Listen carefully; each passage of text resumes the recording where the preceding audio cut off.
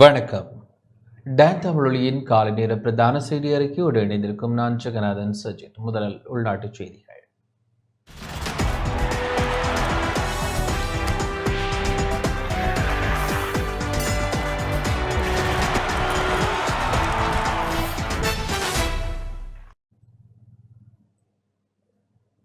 இரண்டாயிரத்தி 25ஆம் ஆண்டினை வரவேற்று நாடளாவிய ரீதியில் உள்ள கிறிஸ்தவ தேவாலயங்களில் நேற்று நள்ளிரவு ஆராதனைகள் இடம்பெற்றன. கிளிநொச்சி மாவட்டத்தின் பிரதான தேவாலயமான புனித திரேசால் தேவாலயத்தை 2025ஆம் ஆண்டினை வரவேற்கும் வகையிலான நள்ளிரவு ஆராதனைகள் நேற்றிரவு 11:30 மணிக்கு ஆரம்பமாகி இடம்பெற்றன. கிளிநொச்சி பங்குத்தந்தை ஆண்டனி வின்சன் சில்வெஸ்டரால் விசேட புதுவருட திருப்பலி ஒப்புக் கொடுக்கப்பட்டது.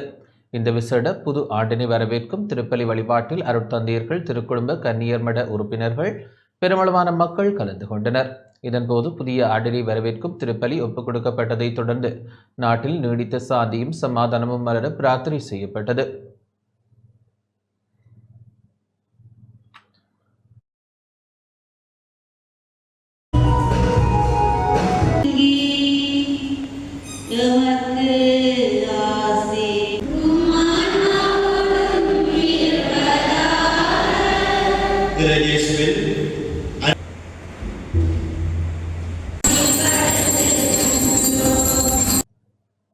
கிளிநொச்சி 155ஆம் கட்டை புனித அந்தோனியார் ஆலயத்திலும் புதுவருட நள்ளிரவு திருப்பலி ஆராதனை பூஜை வழிபாடுகள் இடம்பெற்றன.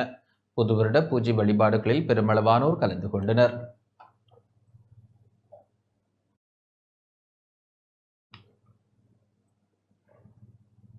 மக்களின் கனவுகளை நனவாக்க மேலும் வீரியத்துடன் செயல்பட தயாராக உள்ளதாக ஜனாதிபதி அனுரகுமார திசாநாயக்க தெரிவித்துள்ளார். தவறவிட்ட சாதனைகளை மீண்டும் நாட்டுக்கு வென்று கொடுக்கவும் மக்களின் கனவுகளை நனவாக்கவும் புத்தாண்டில் மேலும் வீரியத்துடனும் உறுதியுடனும் அர்ப்பணிப்புடன் செயற்பட உள்ளதாக ஜனாதிபதி அனுரகுமார் திசாநாயக்க தெரிவித்துள்ளார். புத்தாண்டை முன்னிட்டு விடுத்துள்ள வாழ்த்துச் செய்தியில் ஜனாதிபதி இதனை தெரிவித்தார். கிராமிய வறுமையை ஒழித்தல், கிளீன் ஸ்ரீலங்கா திட்டம் மற்றும் டிஜிட்டல் பொருளாதாரத்தை கட்டியெழுப்புதல் ஆகியவை நாட்டின் முன்னணி அபிவிருத்தி தேவைகளாக அடையாளம் காணப்பட்டுள்ளதாகவும் ஜனாதிபதி குறிப்பிட்டார். மேலும் 2024ஆம் ஆண்டில் அடைந்த பொருளாதார ஸ்திரத்தன்மையை மேலும் உறுதிப்படுத்த இருப்பதாகவும் ஜனாதிபதி தமது புத்தாண்டு வாழ்த்துச் செய்தியில் தெரிவித்துள்ளார். ஒரு தேசமாக ஒன்றிணைந்து செயலாற்றுவதற்கு கிடைத்துள்ள சந்தர்ப்பங்களை தவறவிடாது அவற்றை பாதுகாத்துக் கொள்ள நாம் ஒன்றிணைந்து செயலாற்ற வேண்டும் என பிரதமர் தெரிவித்துள்ளார். ஒரு தேசமாக ஒன்றிணைந்து செயலாற்றுவதற்கு கடந்த காலங்களில் எமக்கு பல சந்தர்ப்பங்கள் காணப்பட்டன. எனினும் குறித்த தருணங்களில் நன்மைகளை முழுவதுமாக அடைவதில் நாம் தோல்வி கண்டோம். எவ்வாறு கிடைத்துள்ள சந்தர்ப்பங்களை தவறவிடாது அவற்றை பாதுகாத்துக் கொள்ள நாம் ஒன்றிணைந்து செயலாற்ற வேண்டும் என பிரதமர் ஹரணி அமரசூரிய தெரிவித்துள்ளார். புத்தாண்டு வாழ்த்துச் செய்தியில் பிரதமர் இதனை குறிப்பிட்டார். ஒவ்வொரு பிரஜையும் இனம், பாலினம் அல்லது மதம் என்ற பேதங்களை கடந்து அமைதியான, சுதந்திரமான, கண்ணியமான மற்றும் பரிபூரணமான வாழ்க்கையை வாழக்கூடிய எதிர்காலத்தை உருவாக்குவதை தமது நோக்கம் எனவும் உலகத்தின் மத்தியில் அபிமானம் மிக்க வளமான நாடாக இலங்கை என்ற நாமத்தை மிளிரச் செய்வதற்கு அனைவரும் ஒன்றிணைந்து செயலாற்றுவோம் எனவும் பிரதமர் குறிப்பிட்டுள்ளார். தொடர்ந்து யாழ் மறைமாவட்ட ஆயர் மற்றும் குறுமுதல்வர் ஆகியோரின் வாழ்த்துக்களை பார்க்கலாம். ஆண்டவர் உங்களுக்கு ஆசி வணங்கி உங்களை காப்பாராக. அவர் தம் திருமுகத்தை உங்கள் மேல் ஒளிரச் செய்து உங்கள் மீது அருள் பொழிவாராக. 2024ஆம் ஆண்டு விடைபெற 2025ஆம் ஆண்டுக்குள் மரி அன்னையின் அருளோடு காலடி எடுத்து வைக்கும் இத்தருணத்தில் உங்கள் அனைவருக்கும் புது வருட வாழ்த்துக்களை தெரிவிப்பதோடு இவ்வருடம் நன்மைகள் நிறைந்த ஆண்டாக அமைய இறை ஆசிரை வேண்டி நிற்கின்றேன். 2024ஆம் ஆண்டு உலகில் நிலவிய இயற்கை அனர்த்தங்கள், யுத்த அழிவுகள், இடப்பெயர்வுகள், விபத்துக்கள், அரசியல் குழப்பங்கள் போன்ற பெரும் சவால்களோடு போராடி நம்பிக்கையின் கீற்றுக்களை ஆங்காங்கே விதைத்து வரலாற்றுக்குள் கடந்து போயுள்ளது. அதேவேளை நம் தேசத்தில் மாற்றம் என்ற சொல் மந்திர சொல்லாகி புதிய அரசியல் சித்தாந்தத்தில் உதயமான அரசியல் மாற்றத்துக்குள் அமைதியான வாழ்வை தேடும் மக்களின் மனங்களில் மாற்றம் ஏமாற்றமாகிவிடுமோ என்னும் ஐயப்பாடுகளும் எழ ஆரம்பித்துள்ளன. இப்பின்னணியில் நம்பிக்கையோடு புதிய வருடத்தில் பயணத்தை தொடருங்கள் என நமது திருத்தந்தை புனித கதவை திறந்து வைத்து யூபிலி ஆண்டுக்குள் நம்மை அழைத்து செல்கின்றார். இவ்வழைப்பை ஏற்று நமது வாழ்வை புனிதப்படுத்தி இயற்கையோடு ஒன்றித்து இறை அருளை பெற்று வரலை மற்றவருடன் பகிர இவ்வாண்டில் திரு அவை எமக்கு வழிகாட்டுகின்றது. அதே வேளையில் புனித கன்னிமரியாளை வழிகாட்டும் மீனாக கொண்டு அருளின் வழியில் நாம் இவ்வருடம் முழுவதும் பயணிக்க வருடத்தின் முதல் நாளிலேயே இறைவனின் கொடையாக அவர் எமக்கு தரப்பட்டுள்ளார். உலக மீட்பரை விலகிக்கு கொண்டு வர ஆம் என்ற வார்த்தையில் தன்னை தாழ்த்தி வாழ்வின் வறுமைகளிலும் இறை பிரசன்னத்தை கண்டு அருள் வாழ்வில் நிலைத்திருந்து விசுவாச வாழ்வின் மேல்வரி சட்டமாக திகழும் அன்னமரியாள் இவ்வாண்டு முழுவதும் உம்மை வழி நடத்துவாராக. அறுதரும் ஜூபிலி ஆண்டில் அன்னையின் கரம் பிடித்து ஏமாற்றத்தை தவிர்த்து உளமாற்றத்தை நோக்கி பயணிப்போம். யூபிலி ஆண்டு நிகழ்வுகளில் ஈடுபாட்டுடன் அதன் அர்த்தமுணர்ந்து பங்கெடுப்போம். அனைவர் வாழ்விலும் இறை அருளை பெற்று ஒளிரும் ஒரு வருடமாக இந்த 2025ஆம் ஆண்டு அமைய எல்லாம் வல்ல இறைவனை பிரார்த்திக்கின்றேன். கடவுளின் அன்பும் அமைதியும் அருளும் உங்கள் அனைவரோடும் இருப்பதாக. உங்கள் அனைவருக்கும் இனிய புத்தாண்டு நல்வாழ்த்துக்கள். கடவுள் உங்களை ஆசீர்வதிப்பாராக. அனைவருக்கும் எனது அன்பார்ந்த வணக்கம். 2025ஆம் ஆண்டை புதிய ஆண்டாக நாங்கள் ஆரம்பிக்கின்ற பொழுது உங்கள் அனைவருக்கும் இறை ஆசீர் நிறைந்த புத்தாண்டு நல்வாழ்த்துக்களை தெரிவிப்பதில் மகிழ்ச்சி அடைகின்றோம். அன்பார்ந்தவர்களே, இந்த புதிய ஆண்டை நாங்கள் ஆரம்பிக்கின்ற பொழுது எங்களுடைய வாழ்க்கையிலே பல்வேறு விதமான திட்டங்களோடும் இந்த ஆண்டிலே இறைவனுடைய ஆசீர்வாதங்கள் எங்களுக்கு நிறைவாக கிடைக்க வேண்டும் என்ற ஆசையோடும் இதனை ஆரம்பிக்கின்றோம். உங்களுடைய வாழ்வின் அனைத்து திட்டங்களும் இறைவனுடைய திருவுளப்படி நிறைவேற வேண்டும் என்று உங்களை நாங்கள் அன்போடு வாழ்த்துகின்றோம். இந்த ஆண்டிலே நாங்கள் எங்களுடைய உள்ளத்திலே கொண்டிருக்க வேண்டிய ஒரே ஒரு எண்ணம் என்னவென்றால், நாங்கள் எமது வாழ்விலே செய்கின்ற அனைத்தும், நாங்கள் செய்ய விரும்புகின்ற அனைத்தும் இறைவனுடைய விருப்பப்படி அமைய வேண்டும். அவருடைய திட்டத்தையே எமது வாழ்விலே நாங்கள் நிறைவேற்ற வேண்டும் என்ற ஆசையோடு இந்த வருடத்திலே நாங்கள் வாழ வேண்டும். அதே வேளையிலே எங்களுடைய வாழ்வின் ஒவ்வொரு செயல்களாலும் நாங்கள் இறைவனை மகிமைப்படுத்துகின்றவர்களாக வாழ வேண்டும். ஆகவே எம்முடைய புதிய ஆண்டின் விருது வாக்காக எல்லாம் உமது திட்டப்படியே நடக்கட்டும், எல்லாம் உமது மகிமைக்காகவே நடக்கட்டும் இறைவா என்ற அந்த விருது வாக்கோடு இந்த புதிய ஆண்டை நாங்கள் ஆரம்பிப்போம்.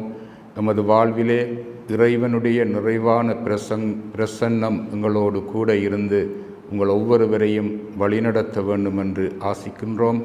உங்களையும் உங்கள் குடும்பங்களையும் உங்கள் தொழில்துறைகளையும் உங்களுடைய வாழ்வின் எல்லா நிலைகளிலும் இறைவன் நிறைவாக ஆசீர்வதிப்பாராக. நீங்கள் நிறைந்த வளங்களோடும் ஆறுதலோடும் அமைதியோடும் எல்லா நிறைவும் பெற்று வாழுவதற்கு இந்த ஆண்டு முழுவதும் இறைவனுடைய நிறைவான ஆசீர்வாதம் உங்கள் எல்லாருக்கும் கிடைக்க வேண்டும் என்று இறைவனை நாங்கள் வாஞ்சியோடு பிரார்த்திக்கின்றோம். மீண்டும் உங்கள் அனைவருக்கும் மகிழ்ச்சி பொங்கும் புத்தாண்டு நல்வாழ்த்துக்களை தெரிவிக்கின்றோம். நன்றி. ஆங்கில புத்தாண்டு பிறந்த நிலையில் வான வேடிக்கைகள் நிகழ்வுகளுடன் மக்கள் புத்தாண்டை வரவேற்றனர். 2024ஆம் ஆண்டு முடிவடைந்து 2025 புத்தாண்டு நேற்று நள்ளிரவில் உதயமானது.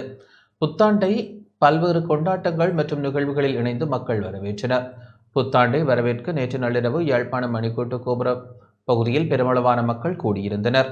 மணிக்கூட்டு கோபுர பகுதியில் நேற்று நள்ளிரவு புத்தாண்டை வரவேற்று டான் குழுமத்தின் வான வேடிக்கை நிகழ்வு இடம்பெற்றது. டான் குழுமத்தினருடன் பெருமளவான மக்கள் இணைந்து வான வேடிக்கையுடன் புத்தாண்டை வரவேற்றிருந்தனர்.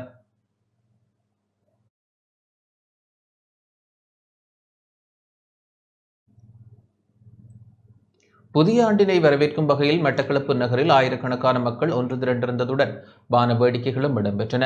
டான் குழுமம் நடாத்தும் புத்தாண்டை வரவேற்கும் நிகழ்வு நேற்று மட்டக்களப்பில் இடம்பெற்றிருந்தது. இந்த நிகழ்வின் ஒரு பகுதியாக மட்டக்களப்பு நகரில் உள்ள மணிக்கூட்டு கோபுரம் புத்தாண்டினை வரவேற்கும் வகையில் மின் விளக்குகளால் அலங்கரிக்கப்பட்டு நகர் ஒளிமயமாக காட்சியளித்தது.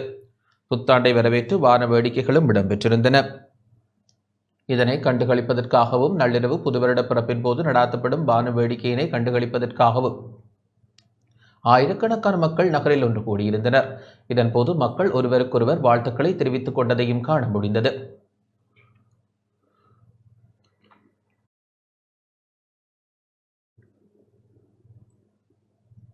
டான் தொலைக்காட்சியின் சாதனை தமிழன் விருது மோகனதாஸ் சுவாமிகளுக்கு வழங்கப்பட்டுள்ளது. டான் தொலைக்காட்சி குழுமம் வருடாந்தம் வழங்கும் சாதனை தமிழன் விருது சன்னதியான் ஆச்சிரம முதல்வர் சே மோகனதாஸ் சுவாமிகளுக்கு வழங்கப்பட்டுள்ளது. டான் தொலைக்காட்சி குழுமம் ஒவ்வொரு ஆண்டின் நிறைவிலும் டிசம்பர் 31 31 இன்னிசை இரவு என்ற நிகழ்ச்சியை நடாத்தி வருகின்றது. அதன் அடிப்படையில் 2025 புது வருடத்தை வரவேற்கும் முகமாக நடைபெற்ற இந்த நிகழ்வு நேற்று மட்டக்களப்பு நகரில் உள்ள தனியார் பேருந்து நிலைய வளாகத்தில் இடம்பெற்றது. இதன்போது வருடத்தின் 365 நாட்களும் 3 வேளை உணவளிப்பது மட்டுமன்றி ஆதரவற்ற உறவுகளுக்கு ஆதரவளித்து அவர்களை பராமரிப்பதுடன் சமூக மட்டத்தில் வசதியற்ற குடும்பங்களை இனங்கண்டு அவர்களின் மருத்துவம், கல்வி, வாழ்வாதாரத்திற்கு உறுதுணையாக தொண்டுகளை ஆற்றி தனிப்பெரும் தகமையாளராக வாழும் சன்னதியான் ஆச்சிரம முதல்வர் சே மோகனதாஸ் சுவாமிகளுக்கு சாதனை தமிழன் 2024 விருது வழங்கப்பட்டது. அவருக்கான சாதனை தமிழன் விருதை முன்னாள் நாடாளுமன்ற உறுப்பினர் சி யோகேஸ்வரன் வழங்கி வைத்தார். அவருக்கான பணப்பரிசலை மட்டக்களப்பு வர்த்தக சங்க தலைவர் செல்வராஜ் வழங்கி வைத்தார். மோகனதாஸ் சுவாமிகளுக்கு டான் குழும தலைவர் SS குகநாதன் பொன்னாடை போர்த்தி கௌரவித்தார். இதேவேளை 2025 டான் தொலைக்காட்சி 25வது ஆண்டை நோக்கி பயணிக்கும் நிலையில் கேக் வெட்டப்பட்டது. இந்நிகழ்வில் நாடாளுமன்ற உறுப்பினர்களான ஞானமுத்து ஸ்ரீநேசன், வைத்தியர் ஸ்ரீநாத், முன்னாள் நாடாளுமன்ற உறுப்பினர் அரியநேத்திரன், மட்டக்களப்பு போலீஸ் உயர் அதிகாரிகள், CPL மஞ்சி முக்கியஸ்தர்கள், கோப்பாய் ஆசிரியர் கலாசாலை அதிபர் சலலீசன், அரசியல் கட்சி முக்கியஸ்தர்கள், வர்த்தக பிரமுகர்கள், கல்வியியலாளர்கள், பொதுமக்கள் என பலர் கலந்து கொண்டனர். இந்நிலையில் தற்போது புத்தாண்டை வரவேற்கும் வகையில் நிகழ்வும் நள்ளிரவு வரை முன்னெடுக்கப்பட்டமை குறிப்பிடத்தக்கது.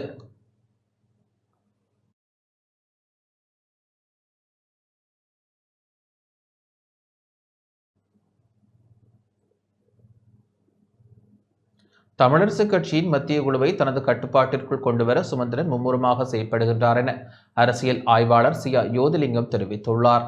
தமிழரசு கட்சி சிதைந்தாலும் அழிந்தாலும் பரவாயில்லை, கட்சி தனது கட்டுப்பாட்டில் இருக்க வேண்டும் என்பதே சுமந்திரனின் நிலைப்பாடு என அரசியல் ஆய்வாளரும் சட்டத்தரணியும் சமூக விஞ்ஞான ஆய்வு மைய இயக்குநருமான சியா யோதிலிங்கம் தெரிவித்துள்ளார். தனது அலுவலகத்தில் நேற்று நடத்திய ஊடக சந்திப்பில் இதனை குறிப்பிட்டார். வவுனியாவில் இடம்பெற்ற தமிழரசு கட்சியின் மத்திய குழு கூட்டத்தில் CVK சிவஞானம் அவர்கள் பதித்தலைவராக தெரிவு செய்யப்பட்டிருக்கின்றார். தமிழரசு கட்சியினுடைய இந்த சுமந்திரன் தலைமையோடு முரண்பட்டவர்கள் பலரை கட்சியிலிருந்து நீக்குவதற்கான தீர்மானமும் நிறைவேற்றப்பட்டிருக்கின்றது. இது முழுக்க ஒரு மோசமான செயற்பாடு. தமிழரசு கட்சியில் சுமந்திரன் பிரிவினருக்கு எதிராக இருக்கிறவர்களை கொஞ்சம் கொஞ்சமாக கலட்டி சிறிதரனை தனிமைப்படுத்துகின்ற ஒரு செயற்பாடும் இதற்கு உள்ளோட்டமாக ஓடுகின்றது என்று நான் கருதுகின்றேன். தமிழரசு கட்சியின் பொதுச்சபை இதில் கூடுதலான கவனத்தை செலுத்த வேண்டிய தேவை இருக்கிறது. பொதுச்சபை 2 தீர்மானத்துக்கு வரணும். ஒன்று, தமிழரசு கட்சியினுடைய அரசியல் நிலைப்பாடு என்னவாக இருக்க வேண்டும் என்பதில் பொதுச்சபை ஒரு திட்டவட்டமாக ஒரு தீர்மானத்தை எடுக்கணும் என்கின்ற ஒரு தீர்மானத்துக்கு பொதுச்சபை வரணும். பொதுச்சபை இதுக்குள்ளார ஒரு முயற்சிகளை செய்கின்ற போதுதான் இந்த நிலைமையில் கொஞ்சமாவது பாதுகாக்கலாம் என்று நான் நினைக்கின்றேன். தமிழரசு கட்சி அழிகிறது தமிழ் மக்களுக்கு தான் பாதுகாப்பில்லை. ஏன் என்று சொன்னால் தமிழரசு கட்சி ஒரு மரபு ரீதியான கட்சி, வரலாற்று ரீதியாக வளர்ந்து வந்த கட்சி. இப்போ மக்களுக்கு சொல்ல வேண்டியது, அடுத்து இந்த தமிழரசு கட்சியினுடைய பிரச்சனை தீராமல் இந்த கட்சிகள் எல்லாம் பிளவுண்டு இருக்கிற ஒரு சூழலில் உள்ளூராட்சி சபை தேர்தல் வரும் என்று சொன்னால் பல உள்ளூராட்சி சபைகளை தேசிய மக்கள் சக்தி கைப்பற்றுவதற்கான சூழல் இருக்கின்றது. இதை தடுக்க வேண்டும் என்று சொன்னால் தமிழ் தேசிய கட்சிகள் எல்லாம் ஒரு ஒருங்கிணைந்த அரசியலுக்குள்ளே வரணும். ஒருங்கிணைந்த அரசியலுக்குள்ள வருவதற்கு முன்னர் தமிழரசு கட்சியினுடைய உட்பிரச்சனையை தீர்த்து தமிழரசு கட்சியை திரும்ப பழைய தமிழரசு கட்சி மாதிரி கொண்டு வரணும். இது ரெண்டும் நடந்தால்தான் இந்த தேர்தலில் நின்று பிடிக்கக்கூடியதாக இருக்கும். தமிழ் தேசியத்தை பாதுகாக்கணும், அரசியல் தீர்வு வரும் வர. போலீஸ் யூடியூப் கணக்கு இன்னும் இலங்கை போலீசின் கட்டுப்பாட்டிற்குள் வரவில்லை என தெரிவிக்கப்பட்டுள்ளது. இலங்கை போலீசின் யூடியூப் கணக்கு உட்பட பல உத்தியோகபூர்வ சமூக ஊடக கணக்குகள் மீதான சைபர் தாக்குதல் தொடர்பான சமீபத்திய நிலைமை குறித்து போலீஸ் ஊடக பிரிவு அறிக்கை ஒன்றை வெளியிட்டுள்ளது. இலங்கை போலீசின் உத்தியோகபூர்வ முகப்புத்தகம் டிக்டாக், இன்ஸ்டாகிராம், யூடியூப், எக்ஸ் கணக்குகளை நேற்று மாலை சைபர் தாக்குதலுக்கு உள்ளானது. உத்தியோகபூர்வ முகப்புத்தகம் டிக்டாக், இன்ஸ்டாகிராம், எக்ஸ் கணக்குகள் தற்போது மீண்டும் இலங்கை போலீசின் கட்டுப்பாட்டிற்குள் கொண்டுவரப்பட்டுள்ளதாக குறித்த அறிக்கையில் குறிப்பிடப்பட்டுள்ளது. போலீஸ் யூடியூப் கணக்கு இன்னும் இலங்கை போலீசின் கட்டுப்பாட்டிற்குள் வரவில்லை. அதை போலீசின் கட்டுப்பாட்டிற்குள் கொண்டுவரும் பணியில் தகவல் தொழில்நுட்ப பிரிவு அதிகாரிகள் ஈடுபட்டுள்ளனர். இந்த சைபர் தாக்குதல் தொடர்பில் கணினி குற்றப்புலனாய்வு பிரிவினரும் விசாரணைகளை முன்னெடுத்துள்ளனர்.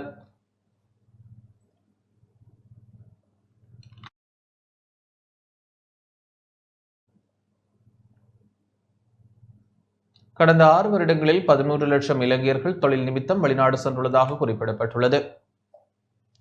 2024ஆம் ஆண்டு இலங்கை வரலாற்றில் அதிகளவானோர் தொழில் நிமித்தம் வெளிநாடுகளுக்கு சென்ற ஆண்டாக பதிவாகியுள்ளதாக இலங்கை வெளிநாட்டு வேலைவாய்ப்பு பணியகம் தெரிவித்துள்ளது. கடந்த 2024இல் 3,12,836 பேர் தொழில் நிமித்தம் வெளிநாடு சென்றுள்ளதாக பணியகம் தெரிவித்துள்ளது. 1,85,162 ஆண் தொழிலாளர்களும் 1,27,674 பெண் தொழிலாளர்களும் இவ்வாறு தொழில் நிமித்தம் வெளிநாடு சென்றுள்ளதாக குறிப்பிடப்பட்டுள்ளது. இதற்கு முன்னர் 2022ஆம் ஆண்டு அதிகளவானோர் தொழிலுக்காக வெளிநாடுகளுக்கு சென்றுள்ளதாகவும் கடந்த 6 வருடங்களில் 13 லட்சம் இலங்கையர்கள் தொழில் நிமித்தம் வெளிநாடு சென்றுள்ளதாகவும் குறிப்பிடப்பட்டுள்ளது.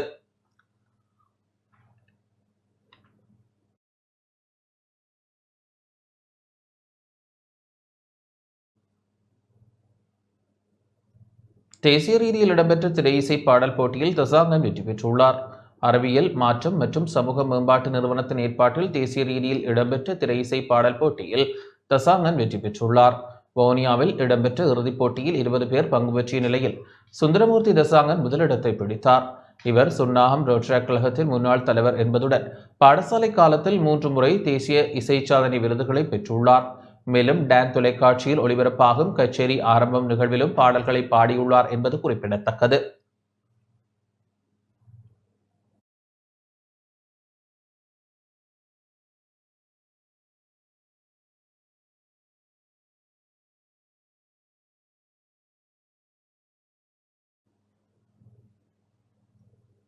தொடர்வது உலகச் செய்திகள்.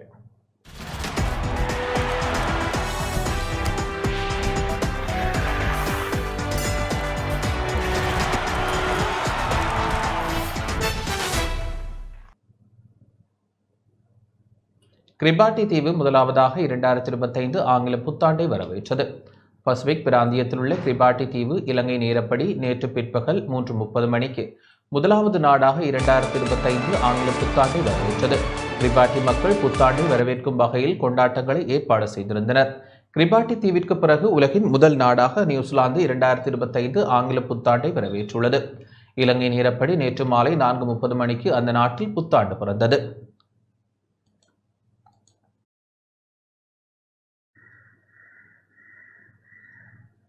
இத்துடன் இந்த செய்தி அறிக்கை நிறைவடைகின்றது.